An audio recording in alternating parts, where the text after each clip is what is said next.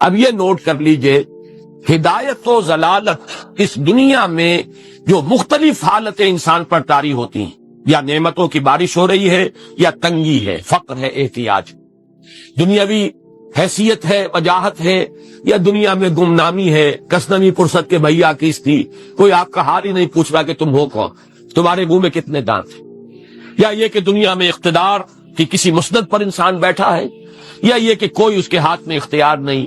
یہ تمام جو حالات انسان پر طاری ہوتے ہیں، ان کے جواب میں جو طرز عمل فکری اعتبار سے اور عملاً انسان اختیار کرتا ہے، اس کے 4 درجے ہیں. پہلا درجہ ہے انتہائی گمراہی، ضل ضلالا بعیدا. وہ کیا ہے؟ اگر عزت ہوئی، نعمتیں ملی، فلاں دیوی یا دیوتا کی نگاہ کرم ہے، اس کی کرپا سے یہ ہو گیا. اور اگر کوئی تکلیف آ گئی، مصیبت آ گئی، معلوم ہوتا ہے کہ فلاں دیوی یا دیوتا ہم سے ناراض ہو گیا. یہ تو ہے شرک. شرک ہونے کے اعتبار سے یہ ہے ضل ضلالا بعیدا، انتہائی پستی. اس پستی سے اوپر آئیں گے تو توحید کی پہلی منزل ہے. عزت دی اللہ نے دی. اگر کوئی تنگی آ گئی، فقر، تکلیف، کوئی ذلت، رسوائی، یہ بھی اللہ کی طرف سے. ایک اعتبار سے تو انسان ہدایت پر آ گیا. بڑی گہرائی تھی اس گندگی کی اور اس خباثت کی جو شرک جس کا نام ہے، اس سے انسان نکل آیا، نجاست سے. توحید تو ہے، لیکن ابھی اس میں اس کی گمراہی کا ایک ایلیمنٹ شامل ہے. اور یہ گمراہی سے جب تک آگے نہیں آئے گا، اوپر نہیں ابھرے گا، اس کا طرز عمل کیا ہوگا کہ ذرا کچھ مل گیا، عزت مل گئی، پھولے نہیں سما رہے، اب زمین پر قدم نہیں ٹک رہے، گردن اکڑ رہی، کہیں محرومی ہو گئی، کوئی تکلیف آ گئی، کوئی مشقت، فقر آ گیا، اب بجھ کر رہ گئے. ان دونوں کیفیات میں انسان کا پینڈولم جو ہے وہ ایکسٹریم کو جائے گا. یہ کب ہوگا؟ جبکہ انسان یہ سمجھتا ہے کہ اس دنیا میں جو دولت مل گئی یا عزت مل گئی تو یہ گویا کہ بڑی کوئی قابل فخر شے ہے. اور اگر یہاں پر کوئی تکلیف آ گئی، کوئی مصیبت آ گئی، فقر و فاقہ آ گیا تو یہ گویا کہ بہت ہی اہانت آمیز شے ہے. اگر یہ انسان سمجھے گا تو طرز عمل وہ نکلے گا نتیجے کے طور پر جو میں بیان کر چکا ہوں. یہ گمراہی ہے. اس گمراہی سے نکلیں گے تو آپ کس مقام پر آئے؟ دوسری منزل ہدایت کی کیا ہے؟ نہ یہ عزت ہے نہ یہ ذلت ہے، دونوں حیثیتیں برابر ہیں کہ یہ امتحان ہے. یہ بھی ایک ابتلا ہے، آزما رہا ہے اللہ. کبھی وہ دے کر آزماتا ہے، کبھی چھین کر آزماتا ہے، کبھی فقر و فاقہ سے آزماتا ہے، کبھی وہ کثرت دولت اور کثرت مال سے آزماتا ہے، کبھی وہ صحت دے کر آزماتا ہے کہ یہ قوت اور توانائی اور صحت جو میں نے دی ہے یہ اس میں کیا کرتا ہے، کبھی وہ مرض کے ذریعے سے آزماتا ہے کہ صبر کرتا ہے کہ نہیں کرتا. ہمارے لیے شکوہ اور شکایت تو اس کی زبان پر نہیں آ جاتی، نالا اور شیون تو نہیں آ جاتا، تکلیف جھیلتا ہے کہ نہیں جھیلتا، اس میں تحمل ہے کہ نہیں ہے، تو صبر کرتا ہے یا شکر کرتا ہے. یہ دونوں کیفیات در حقیقت اس اعتبار سے مساوی ہے. یہ بھی امتحان، یہ بھی امتحان. یہ حقیقت جب سامنے ہوگی اب وہ پینڈولم جو ہے وہ بہت کم ہو جائے گا. یعنی انسان میں طبعی طور پر تو ایک اثر ہوتا ہے غیر اختیاری. کسی چیونٹی نے کاٹا آپ کے پاؤں پر، آپ اپنا پاؤں ہٹا لیں گے، اس میں کوئی ارادہ نہیں، یہ ریفلیکس ایکشن ہے، غیر اختیاری فعل ہے. اس حد تک تو انسان ضرور متاثر ہوتا ہے، اس سے تو کوئی انسان جو ہے وہ بلندتر نہیں ہو سکتا. حضرت ابراہیم رضی اللہ تعالیٰ عنہ، حضور کے وہ نومولود فرزند، انتقال جب ہو رہا تھا آپ کی آنکھوں میں آنسو آ گئے. یہ ایک طبعی اثر ہے، ایک فعل ہے، انفعالی کیفیت ہے جو بالکل طبعی ہے. لیکن یہ نہیں کہ اس کی وجہ سے انسان کی زبان پر کوئی شکوہ آ جائے، کوئی شکایت آ جائے، یہ نہیں ہوگا. یہ ایمان کے منافی ہے. اسی طریقے سے اگر کوئی خوشی ہوئی ہے تو چہرے کے اوپر ایک نکھار آ جائے گا، تبسم آ جائے گا، اس سے زائد نہیں. اس حد تک تو یوں سمجھیے کہ انسان کا طبعی تقاضا ہے. اس سے زیادہ یہ پینڈولم اگر سوئنگ کر رہا ہے تو گویا کہ اس حقیقت سے انسان محجوب ہے کہ یہ بھی امتحان ہے، یہ بھی امتحان، جو ہم سورہ حدید میں پڑھ چکے ہیں. ما اصاب من مصیبت فی الارض ولا فی انفسکم الا فی کتاب من قبل ان نبراها ان ذلک علی اللہ یسیر لکی لا تعصوا علی ما فاتکم ولا تفرحوا بما آتاکم. اللہ تمہیں کچھ دے تو اتراؤ مت، اللہ تم سے کچھ چھین لے تو اس کے اوپر افسوس مت کرو. یہ نتیجہ ایمان کا نکلنا چاہیے. اگر تمہیں ایمان ہے اللہ پر، اگر تمہیں یقین ہے کہ جو کچھ ہوا ہے اللہ کے اذن کے بغیر نہیں ہوا، اگر تمہیں یقین ہے کہ اللہ نے جو میرے لیے طے کیا ہے اس میں میرے لیے خیر ہی ہے، چاہے فی الحال فی الوقت فوری طور پر مجھے ناگوار محسوس ہو رہی ہے بات، لیکن یقیناً میرے لیے اس میں خیر ہے میرے رب کی طرف سے، کہ ہر چے ساقی ما ریخت عین الطاف۔ ہم تو شارٹ سائٹڈ ہیں، ہم دیکھ نہیں سکتے کسی شے کو، ہم اس کے ظاہر کو دیکھ کر گھبرا اٹھتے ہیں کہ یہ تو تکلیف آ گئی، کیا پتا اسی کے پردے میں اللہ کی رحمت آ رہی، قدم نہ پیچھے ہٹے کہ قسمت ابھی ہمیں آزما رہی ہے۔ رئیس اہل نظر سے کہہ دو کہ آزمائش سے جی نہ ہارے، جسے سمجھتے ہو آزمائش وہی تو بگڑی بنا رہی ہے۔ اسی آزمائش سے تو بگڑی بنے گی، اسی سے تو تمہارا خیر جو ہے اجاگر ہوگا، سامنے آئے گا، پتہ چلے گا who's who, what is what۔ ابو بکر میں کتنا یقین اور ایمان تھا، یہ کیسے معلوم ہوگا کہ بلال میں کتنا سہار، کتنا تحمل تھا، کتنا صبر تھا، اگر وہ مصیبت ان پر نہ آتی کہ جو امیہ ابن خلف کے ہاتھوں ان پر قیامت ٹوٹ رہی تھی۔ تو یہ ساری چیزیں جو ہے ما اصاب من مصیبت فی الارض ولا فی انفسکم الا فی کتاب من قبل ان نبرأ ان ذلک علی اللہ یسیر لکی لا تعصوا علی ما فاتکم ولا تفرحوا بما آتاکم واللہ لا یحب کل مختال فخور۔ اگر اس حقیقت سے محجوب ہو جاؤ گے تو پھر اختیال اور فخر اور گھمنڈ پیدا ہو جائے گا تمہارے اندر، یا دوسری طرف مایوسی، کمر ہمت ٹوٹ کر رہ جائے گی، خودکشی کرنے کو انسان آمادہ ہو جاتا ہے، ذرا کوئی ناکامی دنیا میں آ گئی، کوئی تکلیف آ گئی۔ یہ ہے در حقیقت تیسری منزل، ہدایت کی دوسری سیڑھی۔ پہلا کیا تھا؟ نہا ضل ضلالا بعیدا، کوئی خیر مل گیا تو کسی دیوی کی نگاہ کرم، کوئی تکلیف آ گئی تو کسی دیوتا کی ناراضگی، یہ تو ہے ضل ضلالا بعیدا۔ اس سے اوپر آئے، یہ پہلی سیڑھی ہدایت کی ہے۔ عزت ہے تو اللہ کی طرف سے، اور اگر کوئی ذلت ہے، تنگی ہے تو اللہ کی طرف سے، یہ ہدایت کا آغاز ہو گیا، یہ توحید کی بنیادی منزل ہے۔ اس سے اگلی منزل، یہاں کی ذلت نہیں، یہاں کی عزت نہیں۔ ذالک یوم التغابن، ہار اور جیت کے فیصلے کا دن تو قیامت کا دن ہے، وہاں معلوم ہوگا جس کو اس روز عزت ملی وہ عزت والا ہے، جو اس روز ذلیل ہو گیا وہ ذلت والا ہے۔ یہ تو امتحان ہے، دار الامتحان ہے، خلق الموت والحیات لیبلوکم ایکم احسن عملا، یہ تو دار الامتحان ہے، امتحان ہونے کے ناطے دونوں برابر ہیں۔ اس سے اوپر ہے ایک چوتھی منزل، ہدایت کی تیسری منزل۔ وہ کیا ہے؟ عام طور پر انسان یہ سمجھتا ہے کہ یہ جو آزمائش ہے تنگی کی اور فقر و فاقہ کی، یہ سخت تر آزمائش ہے، اور نعمتوں کی بارش ہو تو یہ آسان آزمائش ہے۔ یہ بھی ابھی گمراہی کا ایک پرت جو ہے اس کی باقی ہے۔ ابھی ہدایت کا جو کامل جو ہوگا انکشاف، وہ کب ہوگا؟ جب انسان اس حقیقت کو جان لے کہ جہاں وسعت ہو، جہاں کثرت ہو، وہ زیادہ بڑا امتحان ہے، سخت امتحان ہے، بجائے اس کے کہ اگر قلت ہے، کمی ہے، یہ کم تر امتحان ہے، یہ کم بھاری امتحان ہے۔ کیوں؟ کہ اگر آپ کے پاس کثرت ہے، آپ کے اندر غفلت پیدا ہو جائے، کثرت کا لازمی نتیجہ غفلت ہے، اور اگر قلت ہے، بمشکل گزارا ہو رہا ہے، تو اللہ یاد رہے گا، راتوں کو گڑ گڑائیں گے۔ آسائش میں اللہ کو بھول جانا زیادہ ممکن ہے بلکہ متوقع ہے، اور تکلیف میں اللہ کا یاد آنا زیادہ متوقع ہے۔ اس میں انسان فریاد کرتا ہے، اللہ سے دعا کرتا ہے، تو کون سی چیز نتیجے کے اعتبار سے بہتر ہوئی؟ معلوم ہوا یہ امتحان جسے آپ ہلکا سمجھ رہے ہیں یہ سختر ہے۔ اگر اصل کامیابی قیامت کی اور آخرت کی ہے تو یہ امتحان زیادہ سخت ہے بنسبت اس امتحان کے، اگرچہ اس امتحان کی بھی ایک آخری شکل ہے جس کے بارے میں حضور نے فرمایا کاد الفقر ان یکون کفرا۔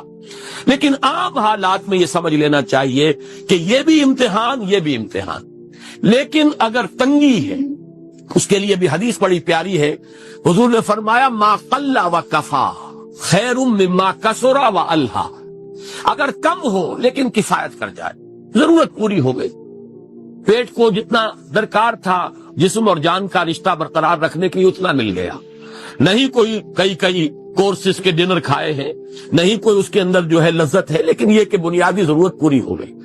کہ دارالخلافہ سے اشرفیوں کی ایک تھیلی لے کر ایک شخص آتا ہے کہ یہ خلیفہ نے آپ کو ہدیہ بھیجا ہے، نذرانہ ہے، اس پر رو پڑے، اور یہ عرض کیا بارگاہ خداوندی میں، پروردگار میں اس آزمائش کے قابل نہیں، یہ آزمائش کہیں سخت ہے، یہ سنہری آزمائش، رو پہلی آزمائش، اس کو ریزسٹ کرنا جو ہے، ٹیمپٹیشن کو ریزسٹ کرنا، یہ کہیں مشکل ہے اس پرسیکیوشن اور اس تشدد کو برداشت کرنے سے۔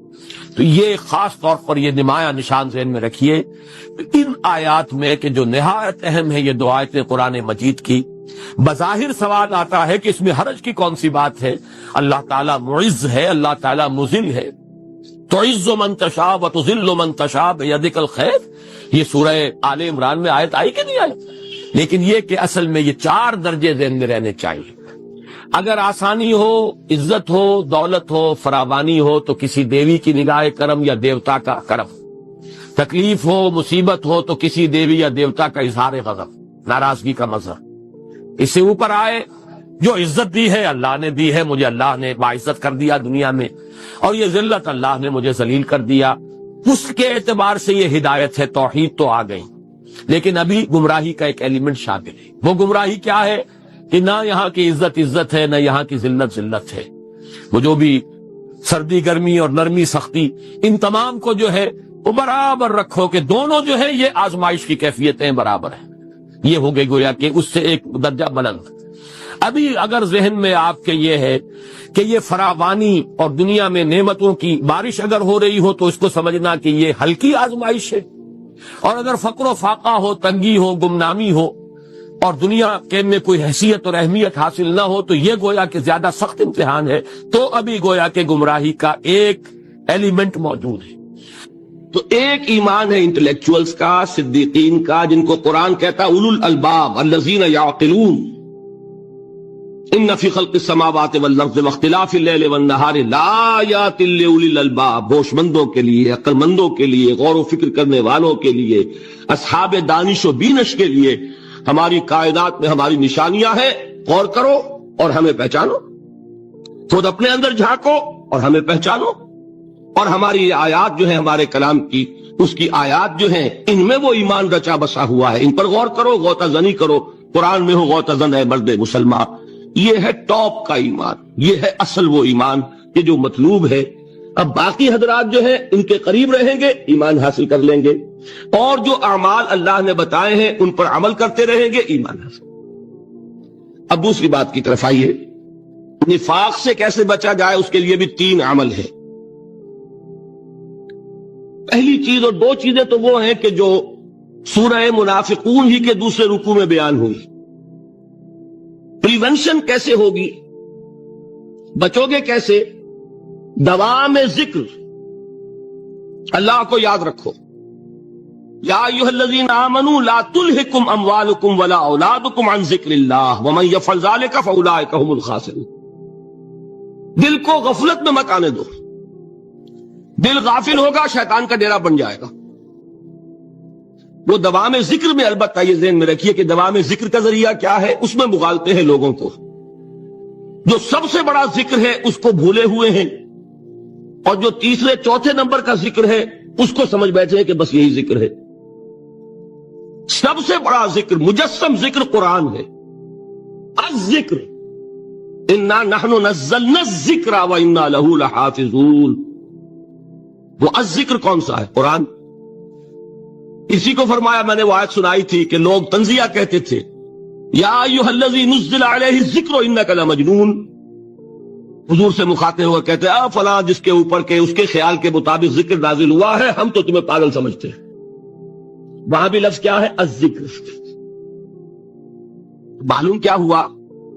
انا انزلنا الیک الذکر لتبین للناس ما نزل الیہم، یہ الذکر ہے۔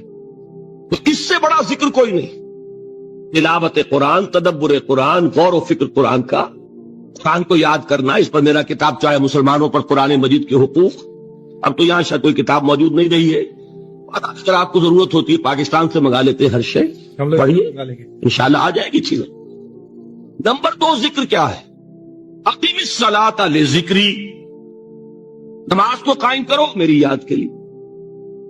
یہ ذریعہ ذکر میں، وہ تو ہے ہی مجسم ذکر، اور یہ ذریعہ ذکر میں سب سے اہم ہے۔ یہ عملی ذکر بھی ہو رہا ہے اور قولی بھی ہو رہا ہے۔ سورہ فاتحہ پڑھی آپ نے، قرآن شریف کی کچھ آیات پڑھی، پھر رکوع کیا۔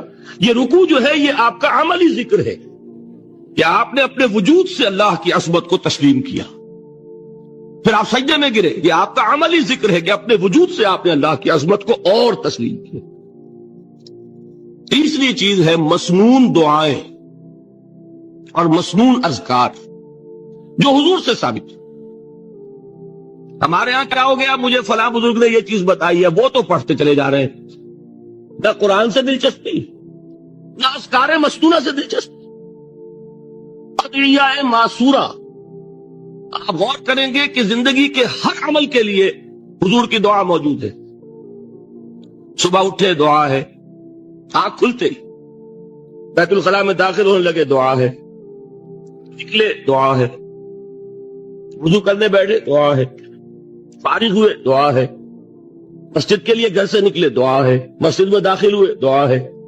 مسجد میں تو ہے ہی ذکر، نماز ہے، تلاوت ہے، باہر نکلے دعا ہے، گھر میں داخل ہونے لگے پھر دعا ہے، سواری پر سوار ہو رہے ہیں دعا ہے، اتر رہے ہیں دعا ہے، شیشہ دیکھ رہے ہیں دعا ہے، کپڑے پہن رہے ہیں دعا. زندگی کا کوئی عمل نہیں یہاں تک کہ جو تعلق زن و شو ہے، جس کو کہ خالص حیوانی بات سمجھا جائے گا، اس کے لیے بھی دعا ہے. غفلت میں وہ کام بھی نہیں کرتا. سمجھ رہے ہیں آپ؟ اب آپ غور کیجئے، اس میں کوئی اضافی وقت نہیں لگا، اضافی پوسچر اختیار نہیں کیا آپ نے، یوں بیٹھو، اس طرح بیٹھو، یوں کرو، آپ کا وقت اضافی نہیں لگا. دو کام کر رہے ہیں اور آپ اللہ کو یاد کر رہے ہیں. وہ اللہ کی یاد اس کام کی مناسبت سے ہے. ان ادعیہ معصورہ سے دو تعلق جڑ گئے انسان کے. دعا کس سے کر رہے ہیں؟ اللہ سے. جڑا کہ نہیں؟ اور یہ الفاظ کس کے ہیں؟ محمد رسول اللہ کے. تو آپ کے دو تعلق جڑ گئے. آپ اپنی جی سے گھڑ کر دعا مانگیں گے تو پہلا تعلق تو ہو جائے گا، دوسرا نہیں ہوگا. بہتر سے بہتر دعا مانگ لیں آپ. لیکن حضور سے جو معصور اور مسنون الفاظ جب آپ زبان سے نکالتے ہیں تو آپ کا تعلق اللہ سے بھی ہوا بذریعہ دعا، اور وہ الفاظ چونکہ حضور کے ہیں صلی اللہ علیہ وسلم تو حضور کے ساتھ ہوا. یہ تیسرا درجہ ہے. اور ایک اور چیز ہے جو بہت اہم ہے، بہت ہی شعوری طور پر اس کا اہتمام کیجئے. جس وقت دین کے کسی فرض کی انسان کو سمجھ آ جائے، اس کا شعور پیدا ہو جائے، پھر ڈیلے نہ ہو. ذرا سا ڈیلے جو ہے اس پر عمل کرنے میں، یہ در حقیقت نفاق کو جڑ پکڑنے کا موقع دینا ہے. Immediate action. ایک بات سمجھ میں آ گئی، فوراً عمل کرو. اس میں شیطان کیا کرتا ہے؟ ذرا ٹھہر جاؤ، ابھی دیکھو یہ فرض ہے، یہ ذمہ داریاں ہیں، یہ کرنا ہے، اور پھر لگا دینا اپنے آپ کو. بہت سے لوگ کہتے ہیں بس یہ ریٹائرمنٹ کے بعد تو سارا میں دین کے لیے وقت کر دوں گا. اول تو خدا کے بندے تمہارے اندر رہ کیا جائے گا ریٹائرمنٹ کے بعد؟ سارا تو کھپ چکو گے، رہ کیا جائے گا؟ دوسرے یہ کہ یہ بھی جان لیجئے کہ کار دنیا کسے تمام نہ کر. ریٹائرمنٹ کے بعد کون فارغ ہو جاتا ہے؟ بیٹوں بیٹیوں سے فارغ ہوئے تو پوتے پوتیاں موجود ہیں، نواسے نواسیاں موجود ہیں. کبھی بھی وہ بوجھ ختم نہیں ہوتا زندگی کا. وہ تو یہ کہ آج بات سمجھ میں آئی ہے تو آج عمل ہونا چاہیے. قرآن مجید میں سورہ انعام میں بڑی شدید وعید آئی ہے. الفاظ ہیں یہ،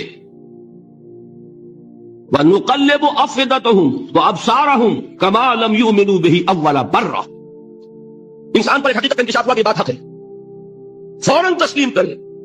کسی مصلحت کی وجہ سے، کسی بزدلی کی وجہ سے، کسی لالچ کی وجہ سے، کسی اپنی سیادت یا قیادت کی وجہ سے کیسے مان لوں؟ لوگ کہیں گے کہ یہ نیچے ہو گیا، وہ اونچا ہو گیا جس کی بات مانی.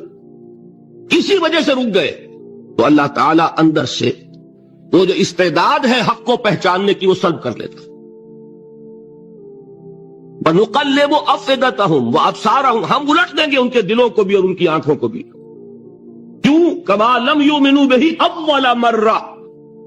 اس لیے کہ وہ پہلی مرتبہ جب انکشاف حق ہوا ہے وہ ایمان نہیں لائے. اس کا میں ایک واقعہ آپ کو سنانا چاہتا ہوں کہ کس طرح صحابہ کرام پر بھی وقتی طور پر یہ واقعہ اگر صحابہ کرام کا نہ ہوتا تو یہ حقائق سمجھ میں نہ آتے. غزوہ تبوک کے موقع پر یہ میں جملہ انکمپلیٹ رہ گیا، ضعف ایمان کا حملہ ہو جاتا تھا. کہیے کہ اے جاہلو، اے نادانو، اے حرص و ہوا کے بندو. ایک بات ذرا نوٹ کر لیجئے کہ لفظ جاہل جب ہم اردو میں بولتے ہیں اس کا مفہوم کچھ اور ہے، بلکہ وہ میرے نزدیک نسبتاً ہلکا ہے۔ عربی میں یہ لفظ اس سے کہیں زیادہ ثقیل معنی ہے۔ اردو میں ہم جاہل کہتے ہیں اس شخص کو جو پڑھا لکھا نہیں ہے۔ عربی میں ہو سکتا ہے کہ کوئی شخص بہت بڑا عالم ہو پھر جاہل۔ جاہل کا لفظ عربی میں آتا ہے ایک ایسے شخص کے لیے جو خواہشات سے مغلوب ہے، جذبات سے مغلوب ہے، شہوات سے مغلوب ہے۔ ایک تو وہ شخص ہے کہ جو اپنی عقل سے راستہ دیکھ رہا ہے اور چل رہا ہے، اور ایک وہ شخص ہے کہ جو اندھا بہرا ہو کر خواہشات کے پیچھے لگا ہوا ہے، جو جذبات کا غلام بن گیا، جو شہوات کی بندگی کر رہا، وہ جاہل ہے۔ تو در حقیقت عربی زبان میں عالم کے مقابلے میں جاہل نہیں ہے، بلکہ جاہل ہے عاقل کے مقابلے میں۔ ایک وہ شخص ہے کہ جس کی زندگی میں عقل، اس کی سوجھ بوجھ، اس کے شعور کو اپر ہینڈ حاصل ہے، جذبات اس کے نیچے ہے۔ اور ایک شخص وہ ہے کہ جس کے جذبات بالا تر ہے اور عقل اس کے نیچے دب گئی ہے۔ وہ شخص جو ہے وہ عاقل کے مقابلے میں جاہل ہے۔ تو یہاں کہا جا رہا ہے جاہلوں، اے حرص و ہوا کے بندوں، اے خواہشات کے غلاموں، کیا تم مجھے بھی یہ حکم دے رہے ہو کہ میں اللہ کے سوا کسی اور کی بندگی کروں؟ وَلَقَدْ أُوحِيَ إِلَيْكَ وَإِلَى الَّذِينَ مِن قَبْلِكَ، اور اے نبی دیکھ لیجئے آپ کی طرف بھی وحی کی جا چکی ہے، لَإِنَّ أَشْرَكْتَ لَيَحْبَطَنَّ عَمَلُكَ وَلَتَكُونَنَّ مِنَ الْخَاسِرِينَ۔ اگر بالفرض، میں پھر بالفرض کا اضافہ کر رہا ہوں، اگر بالفرض آپ نے بھی شرک کیا تو سارے اعمال آپ کے بھی حبط ہو جائیں گے اور آپ بھی خسارہ پانے والوں میں سے ہو کر رہیں گے۔ بَلِ اللَّهَ فَاعْبُدْ وَكُن مِّنَ الشَّاكِرِينَ، بس صرف ایک اللہ ہی کی بندگی کیجئے اور شکر کرنے والوں بندوں میں سے ہو جائیں گے۔ یہ اس سورہ زمر کی چند آیات میں نے آپ کو سنائی ہیں۔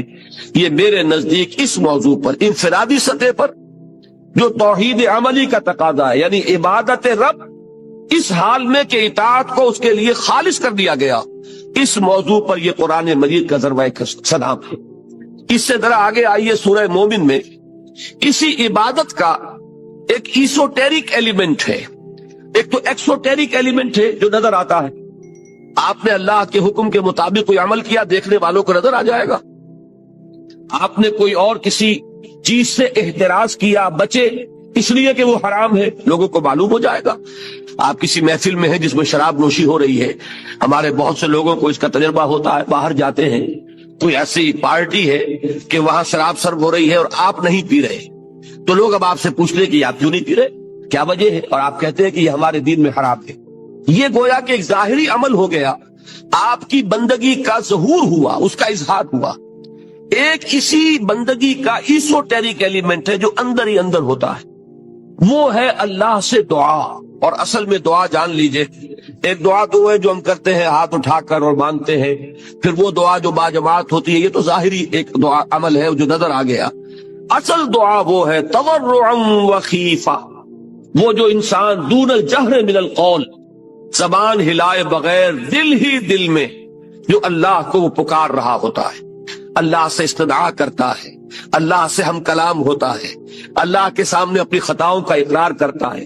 یہ جو اندر ہی اندر کی سرگوشی ہے، اس کو حضور صلی اللہ علیہ وسلم نے عبادت کا لب لباب اور عبادت کا جوہر قرار دیا۔ فرمایا الدعاء هو العبادہ، الدعاء مخ العبادہ، دعا ہی تو عبادت کا جوہر ہے۔ یہ دعا ہی تو اصل میں مخ کہتے ہیں عربی زبان میں، ہڈی کا جو گودا ہوتا ہے اس کو، اصل میں جو گودا ہے اس کا جو جوہر ہے وہ در حقیقت دعا ہے۔ تو اب اسی توحید عملی کا ایک دوسرا تقاضا یہ ہوگا کہ کبھی بھی انسان اللہ کے سوا کسی اور کو نہ پکارے، اور نمبر دو یہ کہ اس کا یہ پکارنا جو ہے، دعا کرنا جو ہے اپنے پروردگار سے، یہ بھی مخلصین لہ الدین، اس کے لیے اپنی اطاعت کو خالص کرتے ہوئے، اس لیے کہ اگر آپ اطاعت میں شرک کر رہے ہیں تو اللہ سے دعا کرنے کا منہ ہی نہیں ہے۔ کس منہ سے اللہ کو پکار رہے ہیں جبکہ آپ نے اللہ تعالیٰ کے ساتھ وہ توحید فی العبادت کا تقاضا پورا نہیں کیا؟ آپ اللہ کے ساتھ اور ہستیوں کی بھی پوجا کر رہے ہیں، آپ نے اللہ کے ساتھ کچھ اور ہستیوں کو بھی مطاع بنایا ہوا ہے، اور تو کیا آپ نے نفس کو مطاع بنایا ہوا ہے، آپ نے دولت کو محبوب بنایا ہوا ہے اللہ سے بڑھ کر، تو کیا منہ ہے آپ کا کہ آپ اللہ سے ہم کلام ہو؟ لہذا در حقیقت یہ اندر کی جو اصل دعا ہے یہ وہی شخص کر سکے گا، اور اسی کا دل لگے گا اس میں کہ جو اپنی جگہ پر یہ احساس رکھتا ہو کہ میں نے اللہ کی بندگی کی ہے خالصتاً، اسی کی بندگی تمام بندگیوں سے آزاد ہو کر، تبھی اللہ سے دعا انسان صحیح معنی میں کرتا ہے۔ تو اس سورہ مبارکہ میں ایک سے زائد مرتبہ یہ مضمون آیا ہے، فَادْعُوا اللَّهَ مُخْلِصِينَ لَهُ الدِّينَ، پس دعا کیا کرو اللہ سے، پکارا کرو اللہ کو، لیکن شرط اس کے ساتھ ہے مخلصین لہ الدین، اس کے لیے اپنی اطاعت کو خالص کرتے ہوئے۔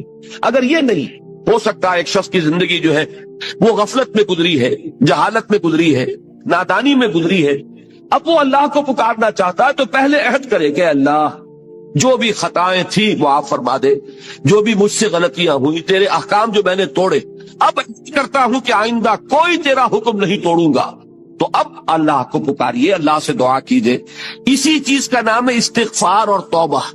یہ جو حضور صلی اللہ علیہ وسلم نے فرمایا کہ میں بھی 70 مرتبہ اللہ سے استغفار کرتا ہوں، استغفر اللہ ربی من کل ذنب واتوب الیہ، میں استغفار کر رہا ہوں اللہ سے اپنی تمام خطاؤں پر، اور اب میں اس کی طرف متوجہ ہوتا ہوں، توبہ کر رہا ہوں، توبۃ نصوح، خالص توبہ۔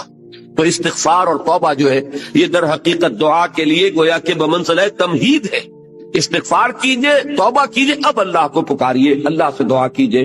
تو فرمایا فَادْعُوا اللَّهَ مُخْلِصِينَ لَهُ الدِّينَ، اور اسی سورہ مومن میں وہ آیت بھی آئی ہے جو آپ نے اکثر جمعوں کے خطبوں میں اور وعظوں میں سنی ہوگی، قَالَ رَبُّكُمُ ادْعُونِي أَسْتَجِبْ لَكُمْ إِنَّ الَّذِينَ يَسْتَكْبِرُونَ عَنْ عِبَادَتِي سَيَدْخُلُونَ جَهَنَّمَ دَاخِرِينَ، تیرے رب نے یہ کہہ دیا ہے، اعلان کر دیا ہے، مجھے پکارو۔